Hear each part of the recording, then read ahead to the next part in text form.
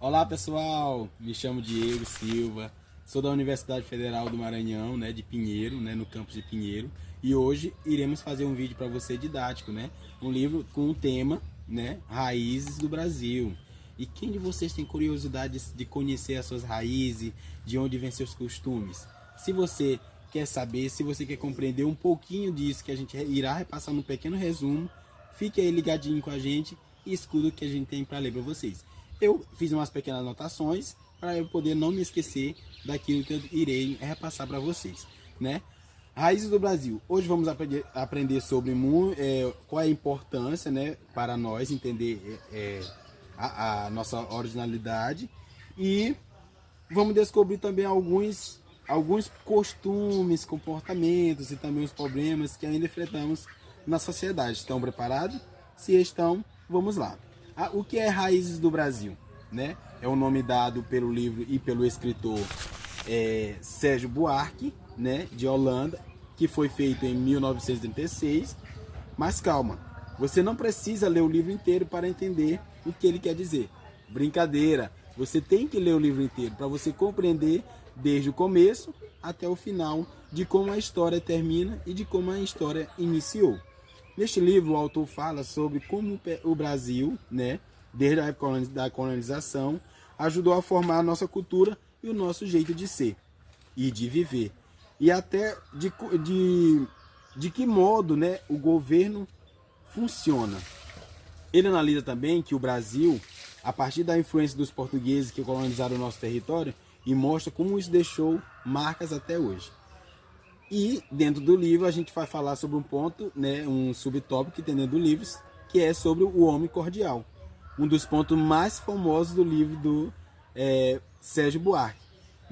Nessa ideia que o homem cordial, mas atenção, cordial aqui não quer dizer educado ou gentil, como a gente costuma usar no dia a dia. Sérgio Buarque ele usou essa palavra para mostrar que no Brasil muitas vezes as pessoas agem com o coração, com a emoção e não pela razão. Isso pode parecer bonito, mas também causa problemas. O homem ele não pode agir somente pela emoção e não totalmente pela emoção, mas ele também tem que usar a sua própria razão. Por exemplo, no lugar de seguir regras ou lei, muita gente prefere dar um jeitinho ou ajudar amigos, parentes, mesmo que isso seja feito com aquele famoso jeitinho brasileiro, que vem dessa mistura entre o pessoal e o público. Então, nós, brasileiros, temos o nosso famoso jeitinho brasileiro, que queremos muitas das vezes tapar o buraco com a peneira. E isso não pode acontecer. O nosso jeitinho brasileiro pode parecer eficaz, mas ao mesmo tempo não se torna eficaz. Então, se você quer saber mais um pouco sobre o que Sérgio Buarque quer dizer no livro dele, espere e fique ligadinho, que minha parceira Geise Lorena irá falar mais um pouco mais à frente e vai se aprofundar um pouquinho mais em alguns outros subtópicos que tem dentro do livro. Obrigado, tchau! Boa tarde, me chamo Geise Lorena, sou da Universidade Federal do Maranhão, UFMA, campus de Pinheiro, faço curso de Filosofia e hoje nós vamos falar um pouquinho sobre a confusão entre o público e o privado. Vocês sabem o que é? Vamos falar um pouquinho sobre. É uma coisa que Sérgio Buarque ele explicou. É como no Brasil há uma grande confusão entre o que é público e o que é privado.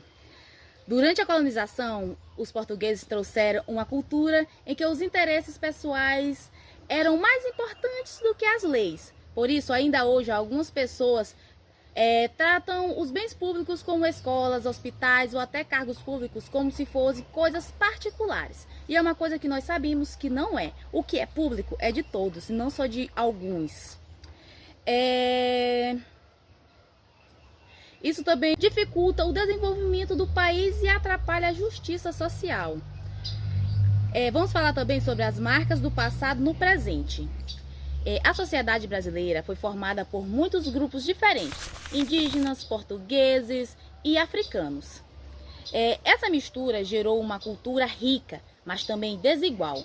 O autor mostra que para mudar o presente, precisamos entender o passado e reconhecer que nossas raízes têm coisas boas e também problemas que precisam ser resolvidos.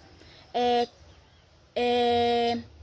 Ele defende que o Brasil só vai melhorar quando valorizar o esforço, a educação e o respeito às regras e deixar de lado o privilégio e os favorecimentos. Porque estudar raízes do Brasil. Estudar raízes do Brasil nos ajuda a perceber que muitos comportamentos que achamos normais hoje vêm de uma história antiga. Entender isso é o primeiro passo para construir um país mais justo, onde as leis sejam respeitadas por todos e onde o bem comum esteja acima dos interesses pessoais. Aprender com o passado é fundamental para transformar o futuro, ou seja, tudo o que nós temos, vivemos e falamos hoje é uma carga cultural que vem lá do passado. Tudo que nós fazemos hoje é um desenvolvimento que aconteceu no passado, inventaram no passado e foi se modificando com o passar do tempo. E aí, você já conhecia essas ideias sobre as raízes do Brasil? Agora que sabe um pouco mais, que tal observar como essas ideias aparecem no nosso dia a dia? Se você gostou do vídeo, curta, compartilhe e continue aprendendo com a gente. E até a próxima, pessoal!